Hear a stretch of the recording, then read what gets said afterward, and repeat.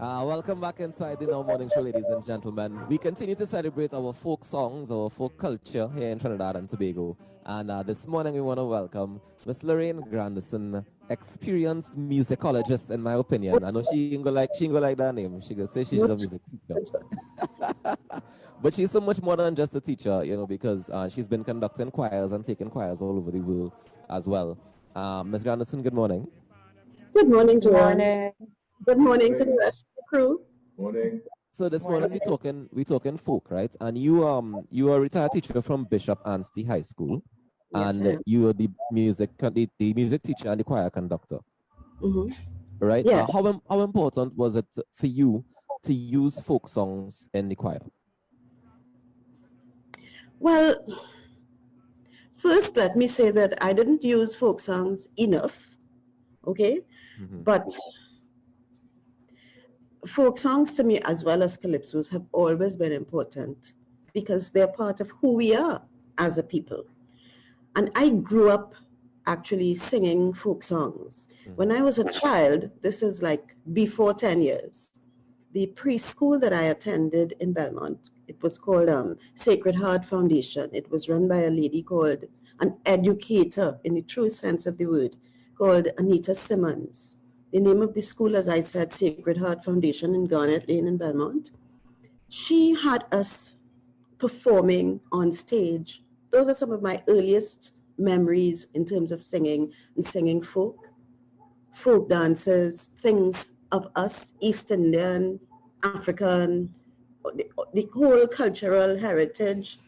And so those were some of my earliest memories. In primary school, no, it did not exist. In high school, Interesting. yeah, it is. In high school, folk songs, I was in the choir from Form 1. Folk songs did not exist. We were very British, if you know anything about the history of Bishop Anstey High School. Our first 3 principals were English women. They were educators, but they were British, so they couldn't help who they were. Right. And we were brought up on the whole Eurocentric kind of traditions, the British tradition of singing. We sang their folk songs, yes. But not ours. Not ours. But that was the school system in general at the time. It was not just singular to us. It was after because I remember when we were like in about 6th form and feeling a little bit brave, approaching our music teacher to introduce some folk into the choir, and I don't think she was too interested. But it was after I left school that things began to happen folk. But I just want to point out that folk in our country didn't come to the national consciousness until our sister Hilarion, actually, Olive Walk, somewhere in the 50s, she set out to discover folk. So she went into all the nooks and crannies and all the little villages all over Trinidad. I'm not sure if she went to Tobago, but certainly Trinidad. Then she formed a choir called La Petite Musical. I'm sure most young people would never have heard of La Petite Musical. Recorded some of these songs, and they were played on the radio. That is how we knew folk songs. I can still hear it in my head. The mangoes with the guitar on it. When I look back now, it was just maybe a quattro and a guitar and these wonderful voices singing mangoes and whatever else they sang. So Olive Walk single-handedly with the La Petite Musical brought our folk music to the national consciousness. But then somewhere along the line. Look at now, when you compare then to now, it seems as if we've taken a step backwards, because if we were able to get them on the radio at that time, why can't we get them now? Even in Jamaica, it was one of the things that, you looked forward to when we had the festival competition. That's right. Get folk songs, you'd get, even on TV when they had these little plays and stuff, you'd get that. When you went to the pantomime, somewhere in there, you're going to get a folk song, So actually, taking that step backwards. We have, except for the Prime Minister's Best Village Trophy competition, you will still see the folk happening there. because it's part of the competition at the music festival. Yeah. But even at the level of music festival, back when I was a young teacher, for example, lots and lots of schools entered the festival in their choirs for folk. Now, if you get 6 schools throughout the whole of Port-au-Spain and environs, you get a lot. Tobago is much more vibrant, I must say, in terms of things local, things Trinbagonian. Yeah, well, I can understand, because if you've had all the years of primary school and high school where there was no exposure to that, then it means that there's a generation out there who, unless you went to look for it, would have missed the whole idea of folk songs. Yeah, it needs to be played on the radio. I mean, people need to hear them. Children need to hear them. But here's my challenge to that, right, Ms. G? If it is we have these recordings from 1963, right? Like I found some La Petite Musical recordings from 1963, but the quality of the recordings don't stand up to the quality of recordings today. So is it then that we need to re-engineer and re-record and update some of these folk songs? I would think so indeed, but then who's interested enough to do the work? Do we see the value? Excuse me, early morning. Do we see the value of our folk music? Do we see the value of anything that is endemic to Trinidad and to be? I mean, I don't want to sound terrible, but that is really how I feel. You know, I think we have lost ourselves a little bit, not a little bit, but we have lost ourselves, and that is part of why I think our young people have kind of gone in the direction that they have gone, because the whole society, nobody is teaching children these things, even our calypsos, right? And the thing is, folk music, and I lump calypsos in there, they tell such wonderful stories. There's the one called Rata, and from the stories that were handed down, that was when I think it was in Manikou that was introduced to get rid of the rats. But then they realized that the rats, one of them is nocturnal and one isn't, so they both became problems. You know, instead of one team, the other one. And that is a one. Rata mada law cut one night shoot rata laugh. And you know, you could see, I mean, I look back now and I can see all these choirs and the wonderful choreography and all the harmonies.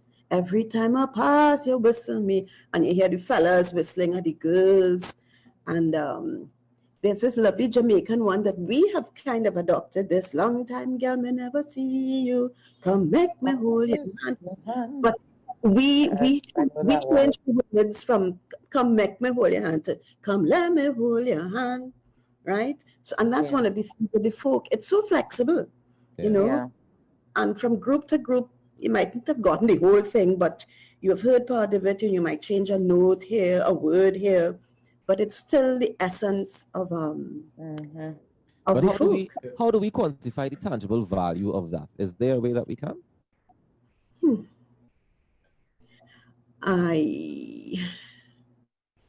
That's an interesting question, Jaron. How do we quantify it? Tell me exactly what you mean. I mean, like we say that there's no value. We're asking if people see the value in it. How do we explain the value to the people with the resources to be able to make it current, to make it mass spread, you know? Well, I would start off by saying this is ours. This is who we are. And we need to embrace who we are. We embrace everybody else's own but ours. In terms of passing on traditions and stories of who we are, that's one of the things about the folk music. In terms of teaching children to sing, because they're easy, they're melodic, the words are easy to sing along. In terms of introducing children to singing in a fun, pleasurable, exciting way, it has a lot of value. You can get them to act out the story so they can do drama. You know, so there are lots of of educational advantages, wonderful things can happen. And Miss Granderson, let me ask, when it comes down to folk singing, did they also adapt, you know, wearing a particular kind of clothes? Because I remember that's one of the things I noticed in Jamaica. There are these prints that they wear. I think I think they call it kerchief print, if my memory serves me correctly. But I just know that when it comes on to folk music, there's a dress code as well. There was more so back in the day, in the early days, and even at the level of West Village and the music festival, that kind of tradition has remained, but it has also morphed. If you see a choir, for example, singing folk, because they are not necessarily a folk choir, they would be wearing whatever they wear and they would sing a folk song. Yeah. Right? But in terms of the Best Village and so on, yeah. But Yeah. Miss Granderson, you know, you told us earlier about your experience when you were a student, and you know, you really would have been exposed to the folk music and all that when you were in preschool, and then afterward it kind of fell off when you went into primary school and whatnot. But when you became a teacher, you had the opportunity to inject the folk back into your form of teaching and whatnot. Tell us about how the reception to that by your students over the years has been. The first school I taught at, way back, was in John, St. Philip's Government Primary School. And that actually was when I trained my first choir, knowing absolutely nothing about training choirs except my experiences under Mrs. Spence at Bishop Anstey High School. I also we sang folk songs. The children absolutely loved it. They had no piano in the school. There was no room. So we would go outside in the dusty yard with lots of big boulders at the time. There were no trees to shade, but we went outside and we sang. As a matter of fact, I taught them a whole song to compete in the festival, outside in the dust bowl, as I used to call it, with no piano, just my voice. But the children had a wonderful time. I also remember, and this time I'm referring to calypso, like the old calypsos that resembled folk in that they told wonderful stories of actual experiences in Trinidad. This Kitchener calypso, Rainorama, when rain fall and wash out mass in May. I'm sure you're familiar with that. Yes. Girls absolutely loved it. And I was able to bring it home to them because I was like 19 at the time, playing mass in Starlift with my friends. And I remember the costumes. You were in these hot pants, pink, horrible satin hot pants. And you thought with the bee's knees. And then the rains came. And we were bedraggled. And we had an absolutely amazing time.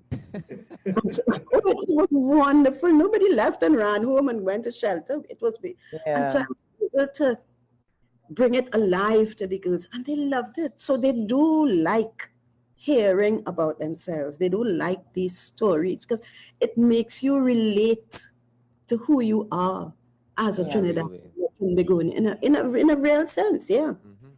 You know what? I think that's a perfect way for us to end this interview this morning. I want to thank you so much for joining us, Miss Lorraine Granderson, your music educator and professional as far as I'm concerned. Yes. Thank you so much. Yes, not a problem. Do enjoy the rest of your day and keep doing what you're doing. We love you plenty. I know. Thanks a lot. Take care. All right, guys. We'll take a quick break and come back with more inside the Now Morning Show right here on TTT.